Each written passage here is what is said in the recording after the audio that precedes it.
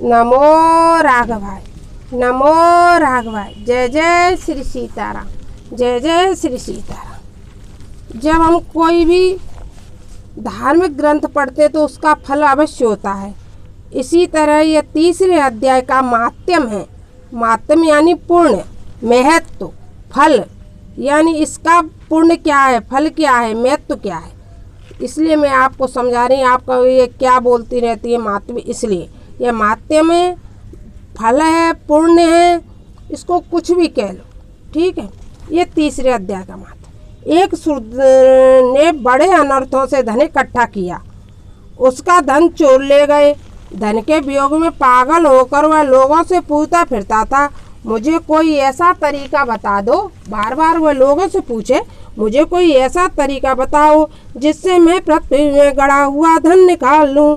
किसी ने कहा, मांस मदिरा खाया पिया कर। वह मांस मदिरा खा पी कर दुष्कर्म करने लगा। एक दिन चोरी करने गया, चोरों ने उसे मार दिया। वह प्रेत योनि पाकर एक बड़े वृक्ष के पर दुखित होकर क्लिष्ट जीवन में रहने लगा। कुछ काल उपरांत उसकी पत्नी ने के एक लड़का हुआ। बड़ा होकर लड़के ने अपनी माँ से अपने पिता के विषय में पूछा। माँ ने कहा, तुम्हारे पिता को चोरों ने मार डाला। पुत्र ने पूछा, तुमने उनकी गति कराई? पुत्र ने अपनी माँ से पूछा, क्या आपने उनकी गति कराई है? माँ ने कहा, नहीं। पुत्र ने कहा, मैं तो उनकी गति कराने गया जी जाऊंगा। इतना कहकर वह गया जी को चला। रास्ते में एक भटके वृक्ष के नीचे बैठकर गीता के तीसरे अध्याय का पाठ करने लगा। उस वृक्ष पर उसका पिता प्रेत बनकर विचरण करता था। तीसरे अध्याय का पाठ सुनकर वह प्रेत योनि से मुक्त होकर देव देही योनि पा गया। अपने पुत्र के सामने आकर बोला, मैं तेरा पिता हूँ। तूने गीता के तीसरे अध्याय का पाठ करने से मेरी गति कराई है। तेरे 7 पीढ़ों के पितर नरकों का दुख भोग रहे हैं। अब तीसरे अध्याय का पाठ करके उसका फल के उनके निमित्त दे, जिससे वे नरक से गिरकर स्वर्ग को जाएं। यह कहकर वह विमान पर बैठकर वैकुंठ को गया।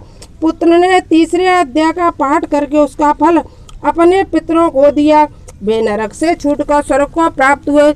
धर्मराज के पास दूतों ने आकर कहा कि नरक खाली हो गया है, वहाँ के जीव स्वर्ग को गए।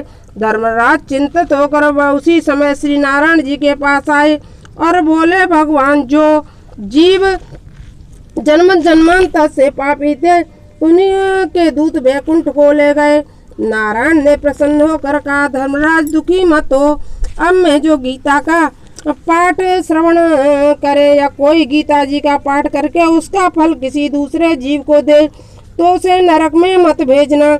धर्मराज ने अपनी पुरी में आकर नारायण जी की दी हुई आज्ञा अपने दूतों को दी।